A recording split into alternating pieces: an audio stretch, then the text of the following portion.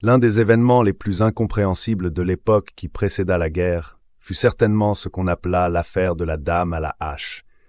La solution n'en fut pas connue, et elle ne l'eût jamais été si les circonstances n'avaient pas, de la façon la plus cruelle, obligé le prince Rénine, devons-nous dire Arsène Lupin, à s'en occuper, et si nous n'en pouvions donner aujourd'hui, d'après ses confidences, le récit authentique. Rappelons les faits. En l'espace de 18 mois, 5 femmes disparurent, 5 femmes de conditions diverses, âgées de 20 à 30 ans, habitant Paris ou la région parisienne. Voici leurs noms. Madame Ladoux, femme d'un docteur, Mademoiselle Ardan, fille d'un banquier, Mademoiselle Covereau, blanchisseuse à Courbevoie, Mademoiselle Honorine Vernisset, couturière, et Madame Grollinger, artiste peintre.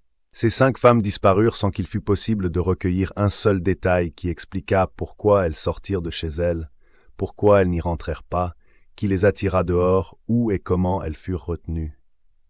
8 jours après leur départ, on retrouvait chacune d'elles en un endroit quelconque de la banlieue ouest de Paris, et chaque fois ce fut un cadavre qu'on retrouva, le cadavre d'une femme frappée à la tête d'un coup de hache. Et chaque fois, près de cette femme attachée solidement, la figure inondée de sang, le corps amaigri par le manque de nourriture, des traces de roues prouvaient que le cadavre avait été apporté là par une voiture.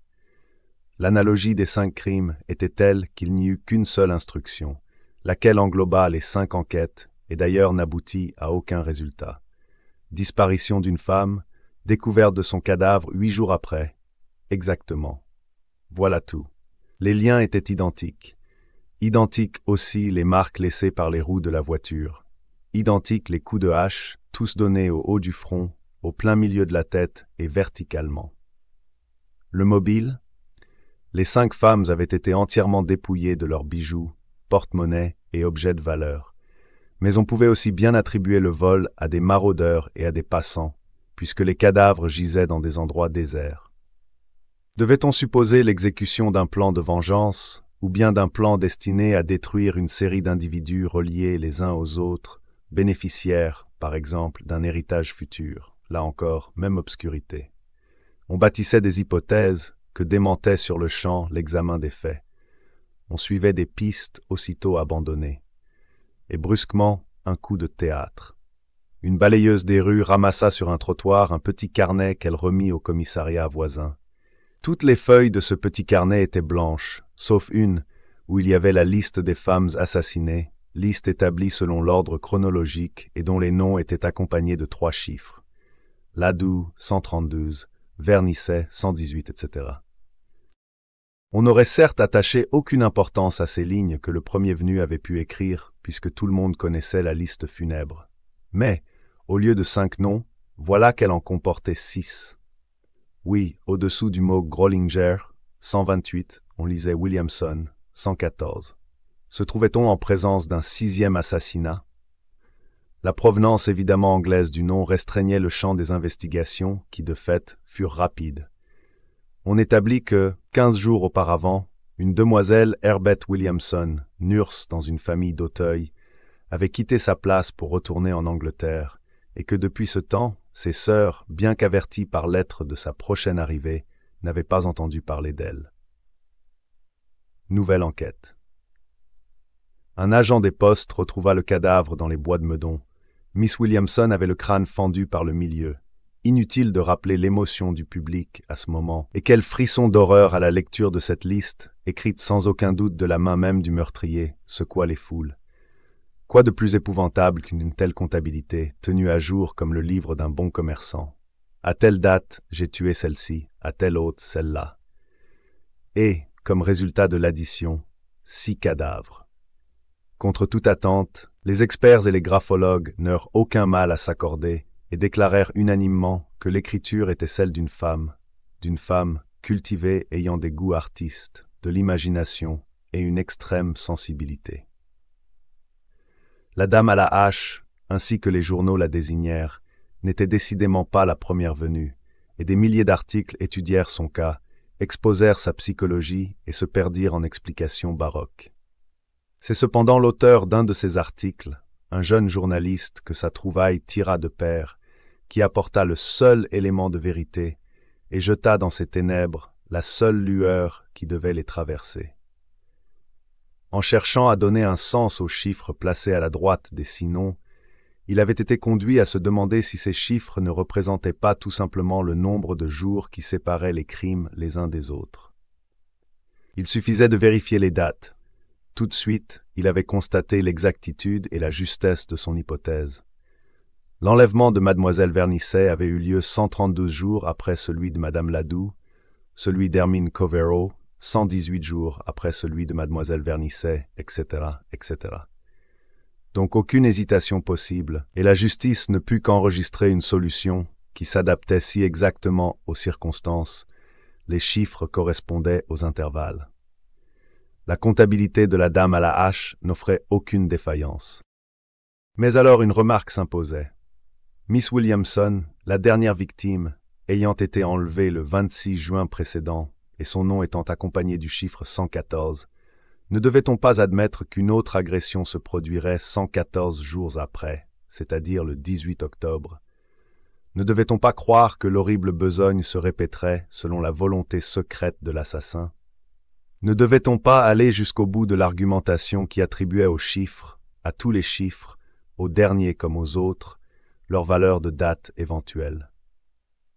Or, précisément, cette polémique se poursuivait et se discutait durant les jours qui précédèrent ce 18 octobre, où la logique voulait que s'accomplît un nouvel acte du drame abominable. Et c'est pourquoi il était naturel que le matin de ce jour-là, le prince Rénine et Hortense, en prenant rendez-vous par téléphone pour le soir, fissent allusion aux journaux que chacun d'eux venait de lire. « Attention, dit Rénine en riant, si vous rencontrez la dame à la hache, prenez l'autre trottoir. Et si cette bonne dame m'enlève, que faire ?» demanda Hortense. « Semez votre chemin de petits cailloux blancs et répétez jusqu'à la seconde même où luira l'éclair de la hache. Je n'ai rien à craindre, il me délivrera. Il, c'est moi, et je vous baise les mains. À ce soir, cher ami. » L'après-midi, Rénine s'occupa de ses affaires. De 4 à 7, il acheta les différentes éditions des journaux. Aucune d'elles ne parlait d'enlèvement. À 9 heures, il alla au gymnase où il avait retenu une baignoire. À 9h30, Hortense n'étant pas arrivée, il téléphona chez elle, sans arrière-pensée d'inquiétude d'ailleurs. La femme de chambre répondit que madame n'était pas encore rentrée. Saisi d'un effroi soudain, Rénine courut à l'appartement meublé qu'Hortense occupait provisoirement près du parc Monceau, et il interrogea la femme de chambre qu'il avait placée près d'elle et qui lui était toute dévouée. Cette femme raconta que sa maîtresse était sortie à 2 heures, une lettre timbrée à la main, en disant qu'elle allait à la poste et qu'elle rentrerait pour s'habiller. Depuis, aucune nouvelle. Cette lettre était adressée à qui? À monsieur. J'ai vu l'inscription, Prince Rénine. Il attendit jusqu'à minuit. Vainement. Hortense ne revint pas, et elle ne revint pas non plus le lendemain. Pas un mot là-dessus, ordonna Rénine à la femme de chambre. Vous direz que votre maîtresse est à la campagne et que vous allez la rejoindre. Pour lui, il ne doutait pas. La disparition d'Hortense s'expliquait par la date même du 18 octobre. Hortense était la 7e victime de la dame à la hache. L'enlèvement, se dit Rénine, précède le coup de hache de 8 jours. J'ai donc à l'heure actuelle 7 jours pleins devant moi. Mettons 6 pour éviter toute surprise. Nous sommes aujourd'hui un samedi. Il faut que vendredi prochain, à midi, Hortense soit libre, et pour cela que je connaisse sa retraite au plus tard jeudi soir, 9 heures. Rénine inscrivit en gros caractères « Jeudi soir, 9 heures » sur une pancarte qu'il cloua au-dessus de la cheminée de son cabinet de travail. Puis le samedi à midi, lendemain de la disparition, il s'enferma dans cette pièce après avoir donné l'ordre à son domestique de ne le déranger qu'aux heures des repas ou des courriers. Il resta là 4 jours, sans bouger presque. Tout de suite, il avait fait venir une collection de tous les journaux importants qui avaient parlé avec détail des 6 premiers crimes. Quand il les eut lus et relus, il ferma les volets et les rideaux et, sans lumière, le verrou tiré, étendu sur un divan, il réfléchit. Le mardi soir, il n'était pas plus avancé qu'à la première heure. Les ténèbres demeuraient aussi épaisses. Il n'avait pas trouvé le moindre fil susceptible de le conduire, ni entrevu la moindre raison qui lui permît d'espérer. Parfois, malgré son immense pouvoir de contrôle sur lui-même, et malgré sa confiance illimitée dans les ressources dont il disposait, parfois il tressaillait d'angoisse. Arriverait-il à temps? Il n'y avait pas de motif pour que dans les derniers jours, il vît plus clair que durant les jours qui venaient de s'écouler. Et alors c'était le meurtre inévitable de la jeune femme. Cette idée le torturait.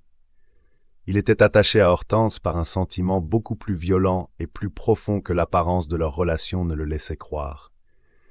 La curiosité du début, le désir initial, le besoin de protéger la jeune femme, de la distraire et de lui donner le goût de l'existence étaient devenus tout simplement de l'amour.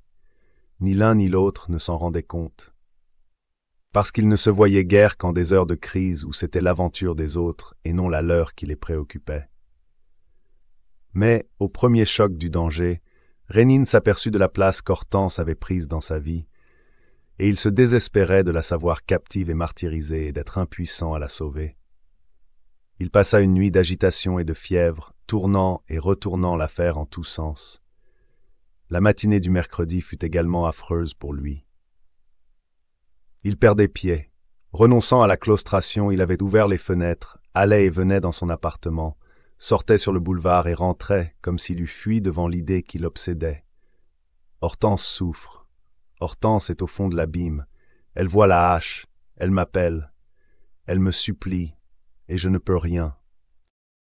C'est à 5 heures de l'après-midi, qu'en examinant la liste des 6 noms, il eut ce petit choc intérieur, qui est comme le signal de la vérité que l'on cherche. Une lueur jaillit dans son esprit. Ce n'était certes pas la grande lueur où tous les points apparaissent, mais cela lui suffisait pour savoir dans quel sens il fallait se diriger. Tout de suite son plan de campagne fut fait.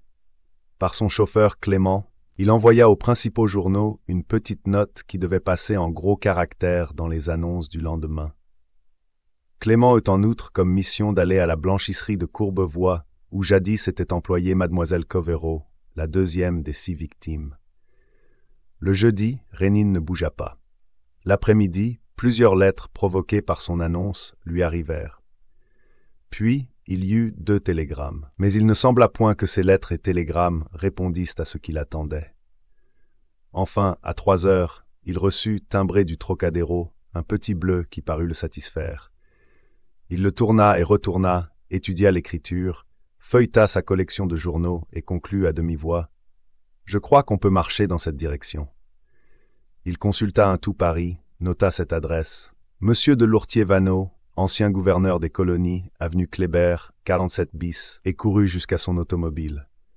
Clément, avenue Kléber, 47 bis. » Il fut introduit dans un grand cabinet de travail que garnissait de magnifiques bibliothèques ornées de vieux livres aux reliures précieuses.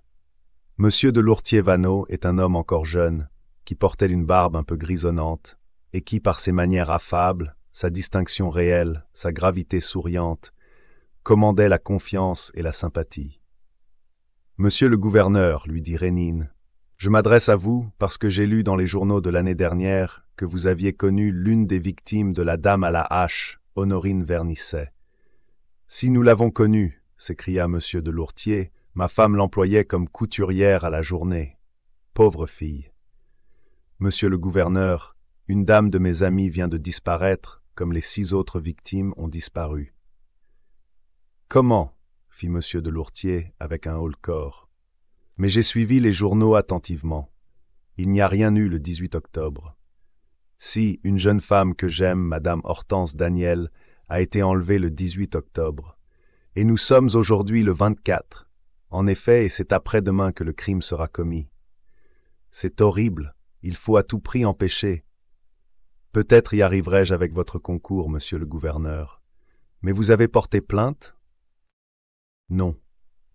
Nous nous trouvons en face de mystères pour ainsi dire absolus, compacts, qui n'offrent aucun vide par où puisse s'introduire le regard le plus aigu, et dont il est inutile de demander la révélation aux moyens ordinaires, étude des lieux, enquête, recherche d'empreintes, etc. Si aucun de ces procédés n'a servi dans les cas précédents, ce serait perdre son temps que d'en user pour un 7e cas analogue. Un ennemi qui montre tant d'adresse et de subtilité ne laisse derrière lui aucune de ces traces grossières où s'accroche le premier effort d'un détective professionnel. Alors, qu'avez-vous fait? Avant d'agir, j'ai réfléchi durant 4 jours. Monsieur de Lourtier-Vaneau observa son interlocuteur, et avec une nuance d'ironie. Le résultat de cette méditation? C'est d'abord, répondit Rénine sans se démonter, que j'ai pris de toutes ces affaires une vue d'ensemble que personne n'avait eue jusqu'ici, ce qui m'a permis d'en découvrir la signification générale, d'écarter toute la broussaille des hypothèses gênantes, et, puisque l'on n'avait pas pu s'accorder sur les mobiles de toute cette besogne immonde, de l'attribuer à la seule catégorie d'individus capables de l'exécuter. C'est-à-dire à la catégorie des fous, monsieur le gouverneur. Monsieur de Lourtier-Vaneau sursauta. Des fous? Quelle idée! Monsieur le gouverneur, la femme que l'on appelle la dame à la hache est une folle. Mais elle serait enfermée. Savons-nous si elle ne l'est pas? Savons-nous si elle ne compte pas au nombre de ces demi-fous, inoffensifs en apparence, et qu'on surveille si peu qu'ils ont toute latitude pour s'abandonner à leurs petites manies et à leurs petits instincts de bêtes féroces? Rien de plus faux que ces êtres-là. Rien de plus sournois, de plus patient, de plus opiniâtre, de plus dangereux, de plus absurde à la fois, et de plus logique, de plus désordonné et de plus méthodique. Toutes ces épithètes, monsieur le gouverneur, peuvent s'appliquer à l'œuvre de la dame à la hache. L'obsession d'une idée et la répétition d'un acte, voilà la caractéristique du fou. Je ne connais pas encore l'idée qui obsède la dame à la hache, mais je connais l'acte qui en résulte, et c'est toujours le même. La victime est attachée par des cordes identiques. Elle est tuée après un même nombre de jours. Elle est frappée par le même coup, avec le même instrument, à la même place, au milieu du front, et d'une blessure exactement perpendiculaire. Un assassin quelconque varie. Sa main, qui tremble, dévie et se trompe. La dame à la hache ne tremble pas. On dirait qu'elle a pris des mesures, et le tranchant de son arme ne dévie pas d'une ligne. Ai-je besoin de vous soumettre d'autres preuves, et d'examiner avec vous tous les autres faits? Non, n'est-ce pas? Le mot de l'énigme vous est maintenant connu, et vous pensez comme moi que seul un fou a pu agir de la sorte, stupidement, sauvagement, mécaniquement, à la manière d'une horloge qui sonne ou d'un couperet qui tombe. Monsieur de Lourtier-Vaneau hocha la tête. En effet, toute l'affaire peut être vue sous cet angle, et je commence à croire qu'on doit la voir ainsi. Mais si nous admettons chez cette folle l'espèce de logique mathématique qui a présidé au meurtre de 6 victimes, je n'aperçois aucune corrélation entre les victimes. Elle a frappé au petit bonheur. Pourquoi celle-ci plutôt que celle-là? Ah, monsieur le gouverneur, s'écria Rénine, vous me posez la question que je me suis posée dès la première minute, la question qui résume tout le problème et que j'ai eu tant de mal à résoudre. Pourquoi Hortense Daniel plutôt que cette autre? Entre 2 millions de femmes qui s'offraient, pourquoi Hortense? Pourquoi la jeune Vernisset? Pourquoi Miss Williamson? Si l'affaire est telle que je l'imaginais dans son ensemble, c'est-à-dire fondée sur la logique aveugle et baroque d'une folle, fatalement il y avait un choix. Or en quoi consistait-il, ce choix? Quelle était la qualité, ou le défaut, ou le signe nécessaire pour que la dame à la hache frappât? Bref, si elle choisissait, et elle ne pouvait pas ne pas choisir, qu'est-ce qui dirigeait son choix?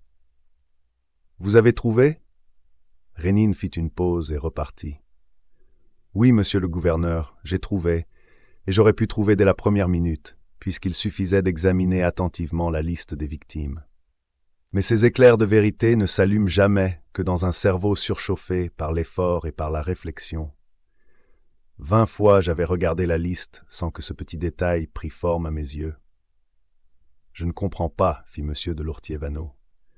Monsieur le gouverneur, il est à remarquer que, si plusieurs personnes sont réunies dans une affaire, crime, scandale public, etc., la façon de les désigner demeure à peu près immuable. En l'occurrence, les journaux n'ont jamais employé à l'égard de Madame Ladoux, de Mademoiselle Ardent ou de Mademoiselle Covéreau que leur nom de famille. Par contre, Mademoiselle Vernisset et Mademoiselle Williamson ont toujours été désignées en même temps par les prénoms Honorine et Herbette. S'il en avait été ainsi pour les 6 victimes, il n'y aurait pas eu de mystère. Pourquoi? Parce qu'on aurait su du premier coup la corrélation qui existait entre les 6 malheureuses, comme je l'ai su, moi soudain, par le rapprochement de ces deux prénoms-là avec celui d'Hortense Daniel. Cette fois, vous comprenez, n'est-ce pas? Vous avez, comme moi, devant les yeux, trois prénoms. Monsieur de Lourtier-Vaneau parut troublé. Un peu pâle, il prononça. « Que dites-vous? Que dites-vous » ? « Je dis, » continua Rénine d'une voix nette, en détachant les syllabes les unes des autres, « je dis que vous avez devant les yeux trois prénoms qui, tous trois, commencent par la même initiale, et qui, tous trois, coïncidence remarquable, sont composés d'un même nombre de lettres, ainsi que vous pouvez le vérifier. Si, d'autre part, vous vous informez auprès de la blanchisseuse de Courbevoie, où était employée mademoiselle Covereau, vous saurez qu'elle s'appelait Hilairie. Là encore, même initiale et même nombre de lettres. Inutile de chercher davantage. Nous sommes sûrs, n'est-ce pas, que les prénoms de toutes les victimes présentent les mêmes particularités, et cette constatation nous donne d'une façon absolument certaine le mot du problème qui se posait à nous. Le choix de la folle est expliqué. Nous connaissons la parenté qui reliait entre elles les malheureuses. Pas d'erreur possible. C'est cela, et ce n'est pas autre chose. Et quelle confirmation de mon hypothèse que cette manière de choisir. Quelle preuve de folie. Pourquoi tuer ces femmes-ci plutôt que celles-là? Parce que leur nom commence par un H et qu'ils sont composés de 8 lettres. Vous m'entendez bien, monsieur le gouverneur? Le nombre des lettres est de 8. La lettre initiale est la 8e lettre de l'alphabet, et le mot 8 commence par un H. Toujours la lettre H. Et c'est une hache qui fut l'instrument de supplice. Me direz-vous que la dame à la hache n'est pas une folle? Rénine s'interrompit et s'approcha de monsieur de Lourtier-Vaneau. Qu'avez-vous donc, monsieur le gouverneur? Vous semblez souffrant? Non, non, fit monsieur de Lourtier, dont le front ruisselait de sueur. Non, mais toute cette histoire est tellement troublante. Pensez donc, j'ai connu l'une des victimes. Et alors? Rénine alla chercher sur un guéridon une carafe et un verre qu'il remplit d'eau et tendit à monsieur de Lourtier. Celui-ci but quelques gorgées, puis, se redressant, il poursuivit d'une voix qu'il cherchait à raffermir. Soit. Admettons votre supposition. Encore faut-il qu'elle aboutisse à des résultats tangibles. Qu'avez-vous fait? J'ai publié ce matin dans tous les journaux une annonce ainsi conçue. Excellente cuisinière demande place. Écrire avant 5 heures soir à Herminie, boulevard Haussmann, etc. Vous comprenez toujours, n'est-ce pas, monsieur le gouverneur? Les prénoms commençant par un H et composés de 8 lettres sont extrêmement rares et tous un peu démodés. Herminie, Hilairie, Herbette. Or ces prénoms-là, pour des motifs que j'ignore, sont indispensables à la folle. Elle ne peut s'en passer. Pour trouver des femmes qui portent un de ces prénoms, et seulement pour cela, elle ramasse tout ce qui lui reste de raison, de discernement, de réflexion, d'intelligence. Elle cherche, elle interroge, elle est à l'affût. Elle lit les journaux qu'elle ne comprend guère, mais où ses yeux s'accrochent à certains détails, à certaines majuscules. Et par conséquent, je n'ai pas douté une seconde que ce nom d'Herminie, imprimé en gros caractères, n'attira son regard, et que dès aujourd'hui, elle ne se prit au piège de mon annonce. Elle a écrit? Demanda monsieur de Lourtier-Vaneau anxieusement. Pour faire leur proposition à la soi-disant Herminie, continua Rénine, plusieurs dames ont écrit les lettres habituelles en pareil cas. Mais j'ai reçu un pneumatique qui m'a semblé de quelque intérêt. De qui? Lisez, monsieur le gouverneur. Monsieur de Lourtier-Vaneau arracha la feuille des mains de Rénine et jeta un coup d'œil sur la signature. Il eut d'abord un geste d'étonnement, comme s'il se fût attendu à autre chose. Puis il partit d'un long éclat de rire, où il y avait comme de la joie et de la délivrance. « Pourquoi riez-vous, monsieur le gouverneur? Vous avez l'air content. »« Content, non. Mais cette lettre est signée de ma femme. Et vous aviez craint autre chose? »« Oh non, mais du moment que c'est ma femme. » Il n'acheva pas sa phrase et dit à Rénine. « Pardon, monsieur, mais vous m'avez dit avoir reçu plusieurs réponses. Pourquoi, entre toutes ces réponses, avez-vous pensé que précisément celle-ci pouvait vous fournir quelque indice? Parce qu'elle porte comme signature Madame de Lourtier-Vaneau, et que Madame de Lourtier-Vaneau avait employé comme couturière l'une des victimes, Honorine Vernisset. Qui vous a dit cela? Les journaux de l'époque. Et votre choix ne fut déterminé par aucune autre cause? Aucune. Mais j'ai l'impression depuis que je suis ici, monsieur le gouverneur, que je ne me suis pas trompé de chemin. Pourquoi cette impression? Je ne sais pas trop. Certains signes, certains détails. Puis-je voir madame de Lourtier, monsieur? J'allais vous le proposer, monsieur, fit monsieur de Lourtier. Veuillez me suivre. Il le conduisit par un couloir jusqu'à un petit salon où une dame à cheveux blonds et au beau visage heureux et doux était assise entre trois enfants qu'elle faisait travailler. Elle se leva. Monsieur de Lourtier fit brièvement les présentations et dit à sa femme « Suzanne, c'est de toi ce pneumatique ?» Adressé à mademoiselle Herminie, boulevard Haussmann, dit-elle. « Oui, c'est de moi. Tu sais bien que notre femme de chambre s'en va et que je m'occupe de chercher quelqu'un. » Rénine l'interrompit. « Excusez-moi, madame, un mot seulement. D'où vous venait l'adresse de cette femme ?» Elle rougit. Son mari insista. « Réponds, Suzanne. Qui t'a donné cette adresse? On m'a téléphoné. »« Qui ?» Après une hésitation, elle prononça. « Ta vieille nourrice. »« Félicienne ?» ?»« Oui. » Monsieur de Lourtier coupa court à la conversation, et sans permettre à Rénine de poser d'autres questions, il le reconduisit dans son bureau. « Vous voyez, monsieur, ce pneumatique a une provenance toute naturelle. Félicienne, ma vieille nourrice, à qui je fais une pension et qui habite dans les environs de Paris, a lu votre annonce, et c'est elle qui a prévenu madame de Lourtier. Car enfin, ajouta-t-il en s'efforçant de rire, je ne suppose pas que vous soupçonniez ma femme d'être la dame à la hache. Non. Alors l'incident est clos, du moins de mon côté.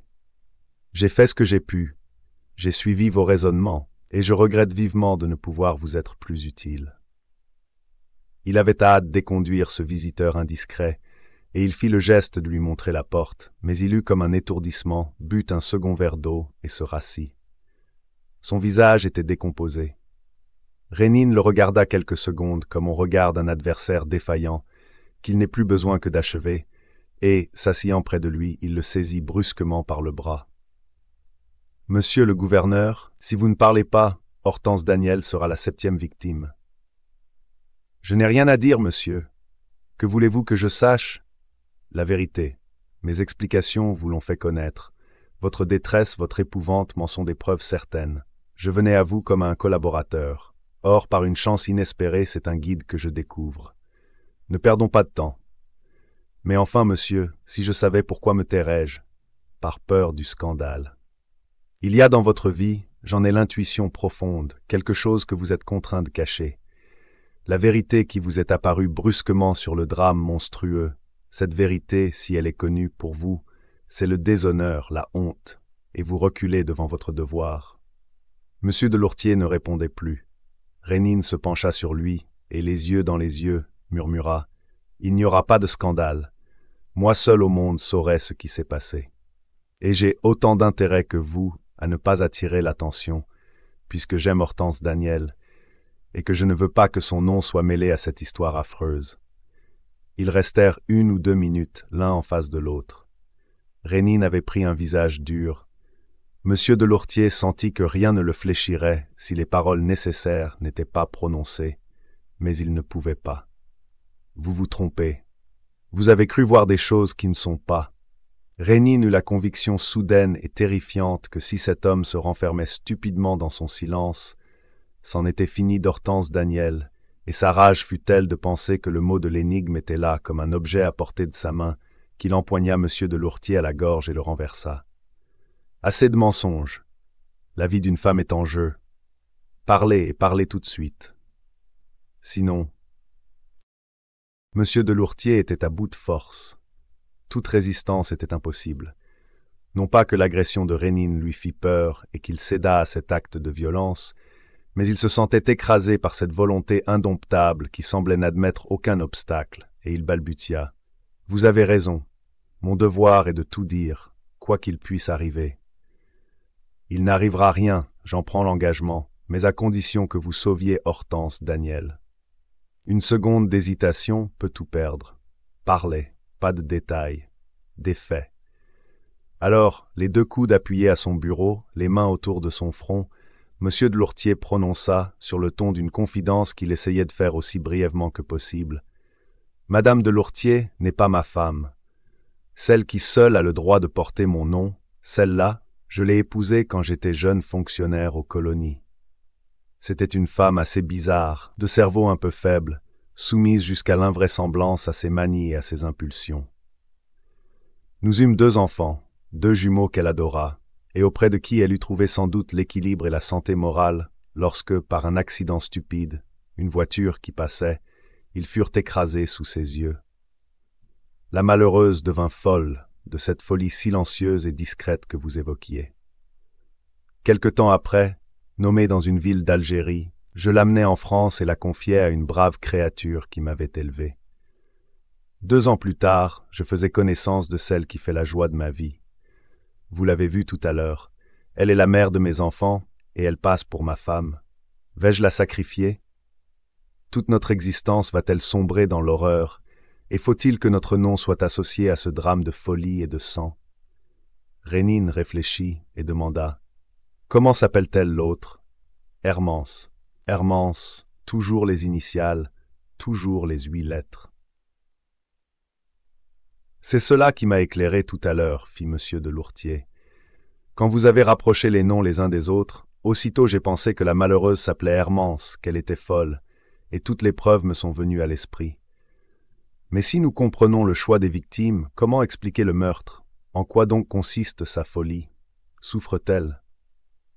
Elle ne souffre pas trop actuellement, mais elle a souffert de la plus effroyable souffrance qui soit. Depuis l'instant où ses 2 enfants ont été écrasés sous ses yeux, l'image affreuse de cette mort était devant elle, nuit et jour, sans une seconde d'interruption, puisqu'elle ne dormait pas une seule seconde. Songez à ce supplice, voir ses enfants mourir durant toutes les heures des longues journées et toutes les heures des nuits interminables. Rénine objecta. Cependant, ce n'est pas pour chasser cette image qu'elle tue. Si, peut-être, articula monsieur de Lourtier pensivement pour la chasser par le sommeil. Je ne comprends pas. Vous ne comprenez pas parce qu'il s'agit d'une folle et que tout ce qui se passe dans ce cerveau détraqué est forcément incohérent et anormal. Évidemment. Mais tout de même, votre supposition se rattache à des faits qui la justifient? Oui, des faits que je n'avais pour ainsi dire pas remarqués et qui prennent leur valeur aujourd'hui. Le premier de ces faits remonte à quelques années, au matin où ma vieille nourrice trouva pour la première fois Hermance endormie. Or, elle tenait ses 2 mains crispées autour d'un petit chien qu'elle avait étranglé, et 3 autres fois depuis la scène se reproduisit. Et elle dormait?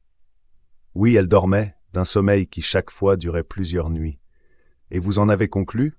J'en ai conclu que la détente nerveuse provoquée par le meurtre l'épuisait et la prédisposait au sommeil. Rénine frissonna. C'est cela, il n'y a aucun doute. Le meurtre, l'effort du meurtre l'a fait dormir. Alors ce qui lui a réussi avec des bêtes, elle l'a recommencé avec des femmes. Toute sa folie s'est ramassée autour de ce point. Elle les tue pour s'emparer de leur sommeil. Le sommeil lui manquait. Elle vole celui des autres. C'est bien cela, n'est-ce pas? Depuis 2 années, elle dort? Depuis 2 années, elle dort, balbutia monsieur de Lourtier. Rénine l'étreignit à l'épaule. Et vous n'avez pas pensé que sa folie pourrait s'étendre et que rien ne l'arrêterait pour conquérir le bienfait de dormir? Hâtons-nous, monsieur, tout cela est effroyable. Tous 2 se dirigeaient vers la porte quand monsieur de Lourtier hésita. La sonnerie du téléphone retentissait. « C'est de là-bas, dit-il. »« De là-bas » ? Oui, chaque jour, à cette même heure, ma vieille nourrice me donne des nouvelles. Il décrocha les récepteurs et tendit l'un d'eux à Rénine qui lui souffla les questions qu'il devait poser. « C'est toi, Félicienne, comment va-t-elle ?»« Pas mal, monsieur. »« Dort-elle bien ?»« Moins bien depuis quelques jours. La nuit dernière même, elle n'a pas fermé l'œil. Aussi, elle est toute sombre. Que fait-elle en ce moment ?»« Elle est dans sa chambre. »« Vas-y, Félicienne, ne la quitte pas. Pas possible, elle s'est enfermée. Il le faut, Félicienne. Démolis la porte, j'arrive. Allô, allô !» Ah, crebleu, nous sommes coupés. Sans un mot, les 2 hommes sortirent de l'appartement et coururent jusqu'à l'avenue. Rénine poussa monsieur de Lourtier dans l'automobile. L'adresse? Ville d'Avray.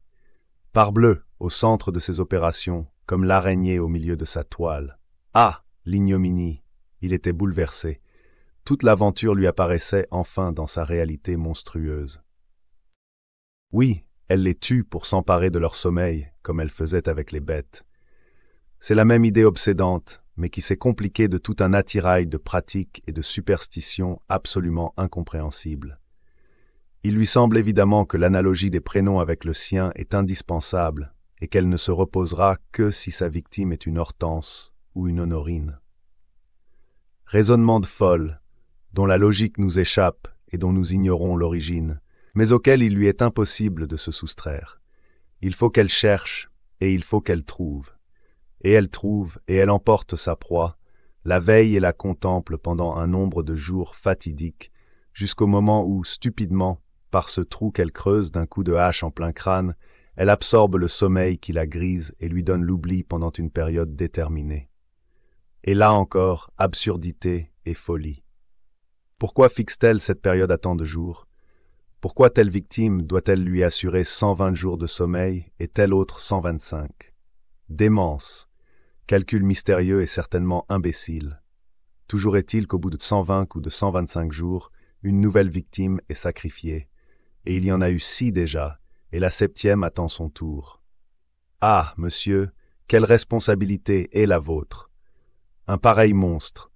On ne le perd pas de vue. Monsieur de Lourtier-Vaneau ne protesta point. Son accablement, sa pâleur, ses mains qui tremblaient, tout prouvait ses remords et son désespoir. « Elle m'a trompé », murmura-t-il. Elle était si calme en apparence, si docile. Et puis, somme toute, elle vit dans une maison de santé. Alors, comment se peut-il? Cette maison, expliqua monsieur de Lourtier, est composée de pavillons éparpillés au milieu d'un grand jardin.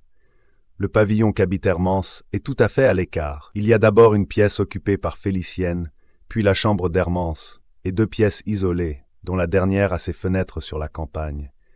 Je suppose que c'est là qu'elle enferme ses victimes. Mais cette voiture qui porte des cadavres? Les écuries de la maison de santé sont près du pavillon. Il y a un cheval et une voiture pour les courses. Hermance se relève sans doute la nuit, attelle et fait glisser la morte par la fenêtre. Et cette nourrice qui la surveille? Félicienne est un peu sourde, très vieille. Mais le jour, elle voit sa maîtresse aller et venir, agir. Ne devons-nous pas admettre une certaine complicité? Ah, jamais. Félicienne, elle aussi, a été trompée par l'hypocrisie d'Hermance. Cependant, c'est elle qui, une première fois, a téléphoné tantôt à madame de Lourtier pour cette annonce. Tout naturellement. Hermance qui parle à l'occasion, qui raisonne, qui se plonge dans la lecture des journaux qu'elle ne comprend pas, comme vous disiez, mais qu'elle parcourt attentivement, aura vu cette annonce, et, ayant entendu dire que je cherchais une femme de chambre, aura prié Félicienne de téléphoner. « Oui, oui, c'est bien ce que j'avais pressenti, » prononça lentement Rénine. « Elle se prépare des victimes. Hortense morte, elle savait, une fois la quantité de sommeil épuisée, elle savait où trouver une 8e victime. Mais comment les attirait-elle, ces malheureuses femmes? Par quel procédé a-t-elle attiré Hortense Daniel? L'auto filait, pas assez vite cependant au gré de Rénine qui gourmandait le chauffeur. « Marche donc, Clément. Nous reculons, mon ami. » Tout à coup, la peur d'arriver trop tard le mettait au supplice. La logique des fous dépend d'une saute d'humeur, de quelque idée dangereuse et saugrenue qui leur traverse l'esprit. La folle pouvait se tromper de jour et avancer le dénouement, comme une pendule détraquée qui sonne 1 heure trop tôt. D'autre part, son sommeil étant de nouveau dérangé, ne serait-elle pas tentée d'agir sans attendre le moment fixé? N'était-ce point pour cette raison qu'elle demeurait enfermée dans sa chambre? Mon Dieu, par quelle agonie devait passer la captive! Quel frisson de terreur au moindre geste du bourreau! Plus vite, Clément, ou je prends le volant. Plus vite, sacrebleu. Enfin ce fut Ville d'Avray, une route sur la droite, en pente abrupte, des murs qu'interrompait une longue grille. Contourne la propriété, Clément. N'est-ce pas, monsieur le gouverneur, il ne faut pas donner l'éveil. Où se trouve le pavillon? Juste à l'opposé, déclara monsieur de Lourtier-Vaneau. Ils descendirent un peu plus loin. Rénine se mit à courir sur le talus qui bordait un chemin creux et mal entretenu. Il faisait presque nuit. Monsieur de Lourtier désigna, ici, ce bâtiment en retrait. Tenez, cette fenêtre au rez-de-chaussée, c'est celle d'une des 2 chambres isolées, et c'est par là évidemment qu'elle sort. Mais on dirait, observa Rénine, qu'il y a des barreaux. Oui, il y en a, et c'est pourquoi personne ne se méfiait, mais elle a dû s'ouvrir un passage. Le rez-de-chaussée était construit au-dessus de hautes caves. Rénine grimpa vivement et mit le pied sur un rebord de pierre. Un des barreaux manquait en effet. Il avança la tête contre la vitre et regarda. L'intérieur de la pièce était sombre. Cependant, il put distinguer, dans le fond, une femme qui était assise auprès d'une autre femme étendue sur un matelas.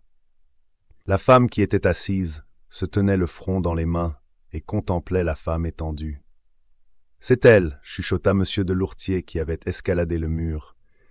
L'autre est attaché. » Rénine tira de sa poche un diamant de vitrier et découpa l'un des carreaux, sans que le bruit éveillât l'attention de la folle.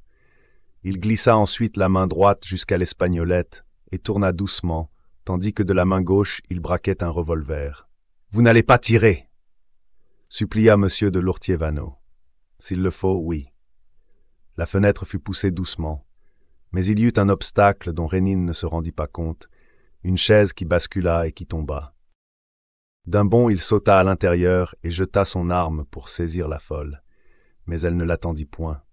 Précipitamment, elle ouvrit la porte et s'enfuit, en jetant un cri rauque.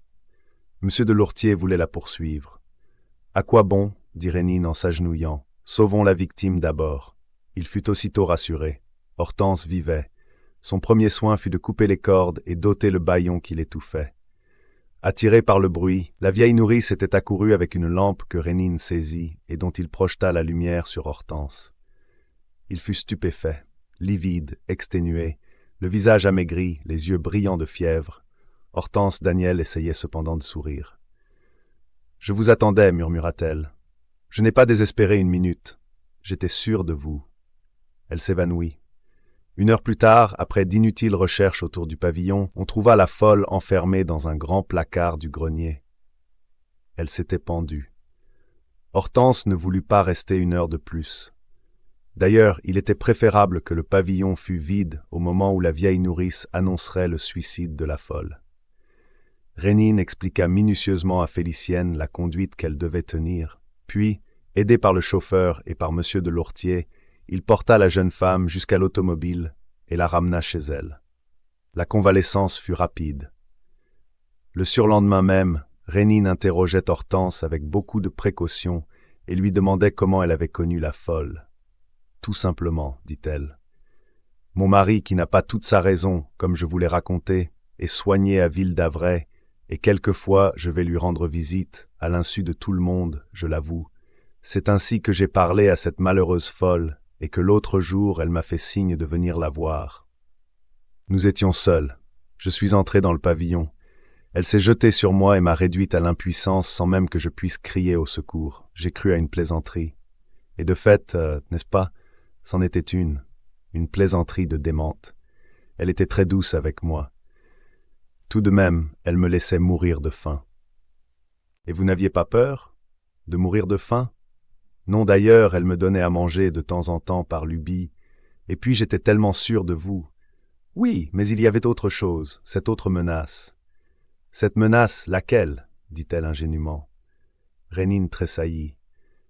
Il comprenait tout à coup qu'Hortense, chose bizarre au premier abord, mais fort naturelle, n'avait pas soupçonné un instant, et qu'elle ne soupçonnait pas encore, l'épouvantable danger qu'elle avait couru.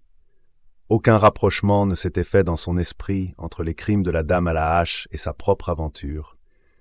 Il pensa qu'il serait toujours temps de la détromper.